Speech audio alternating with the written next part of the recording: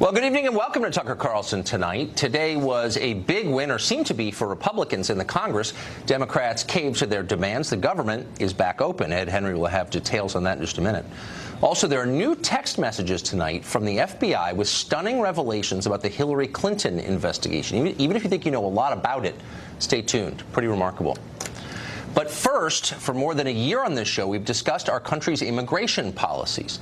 Pretty much every night, we've asked supporters of open borders, how can you justify this? Do American citizens benefit from these policies or not? We still don't know.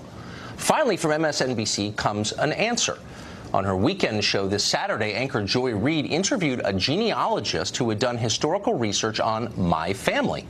Apparently, one of my ancestors came to this country in 1860 from Switzerland. I didn't even know that until Reid's show aired because I have zero interest in the subject. That was more than 150 years ago. It is irrelevant to the decisions that I make as a father or a citizen or an employee of Fox News. It tells us precisely nothing about our modern immigration policy. America's economy has changed quite a bit since the Civil War. Yet, according to MSNBC, this fact is a conversation ender. A single 19th century Swiss relative means you are now required to support green cards for everyone who jumps the borders or overstays a visa in 2018. Boom! Case closed! As Reid's guest put it, people in genealogical glass houses shouldn't throw stones, meaning me. Well, as is so often the case, it's hard to know exactly whether this was meant as a legitimate point of debate or whether it was part of an elaborate parody. Monty Python does DACA. But there's absolutely no doubt about the sincerity of what came next. Here's Joy Reid's response. She wasn't joking at all. Watch. Tucker's been one of the most sort of aggressive at putting forward what a lot of people have seen as a pretty blatantly white nationalist view of what immigration should be like. So Joy Reid is accusing us of racism. Let's pause for a moment and savor the irony of that. Reid's entire public career has been built on race baiting. Try to watch her show for 20 minutes and see for yourself. This is the woman who urged the Democratic Party to give up on white voters who voted for Obama and then Trump, saying their votes weren't worth fighting for. That was last August. In October, she suggested that White House Chief of Staff John Kelly was somehow a bigot because he grew up around Irish Catholics. After House Majority Whip Steve Scalise was shot and nearly killed by a progressive activist last summer, Reid openly wondered if we should hope for his recovery. Watch. It's a delicate thing because, you know, obviously everybody is wishing the congressman well and hoping that he recovers. But Steve Scalise has a history that we've all been forced to sort of ignore on race.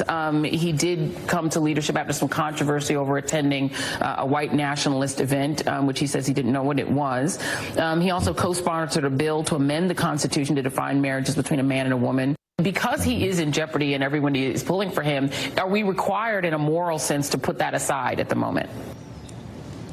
So when Joy Reid accuses you of harboring racist thoughts, trust me, it's projection.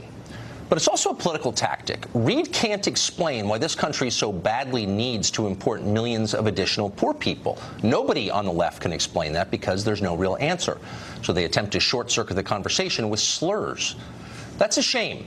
Immigration matters. It determines who lives in this country, who chooses our government, who shapes our future. It's hard to think of a public policy topic more central to everything.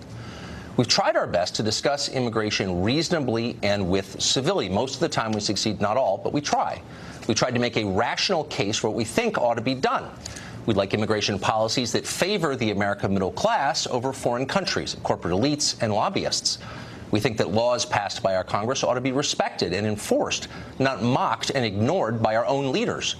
We believe that America is an actual place, not just an abstract idea. It's a distinct country with its own history, language, tradition, values.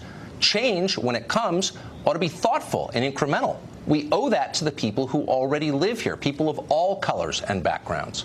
We're suspicious of efforts to remake our society wholesale, especially just so a small group of tastemakers can feel virtuous or have cheaper nannies. Any change is hard. Demographic change especially is hard. Let's stop lying about that. It always hurts the weak and economically vulnerable first. Someone ought to be thinking about their interests, too. Those are our views. And they're not extreme, and we know that because we've seen the polling on the subject. A huge number of Americans agree with what we just said. If you don't believe it, look up the views of African American voters on illegal immigration. They are not with Joy Reid, to put it mildly. They know what the cost has been. Those who disagree with any of this are always welcome here. This is the only show on television that books guests every night who have a different view. We look hard for the smartest and most articulate people we can find. You can listen to both sides on this show, and you can make up your own mind. The organized left hates that. They no longer believe in debate. They believe in power, accumulating it, and most of all, in wielding it. Anyone who gets in their way gets shouted down, in this case, as a racist. That doesn't work anymore. What was once a devastating attack on a person's character is now just background noise. When everything is racist, from ice cream trucks to Dr. Seuss, nothing is. The term has been devalued by reckless overuse.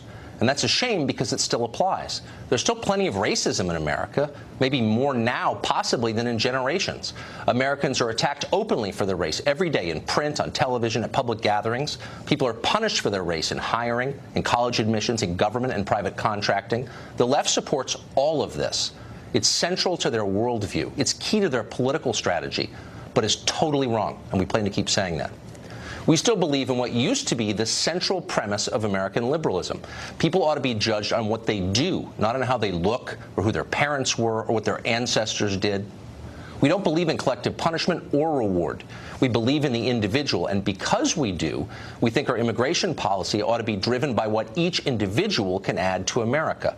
Nobody has the right to be admitted by lottery, or because they happen to be related to someone who's already here, or because they snuck in and it's too politically difficult to make them leave.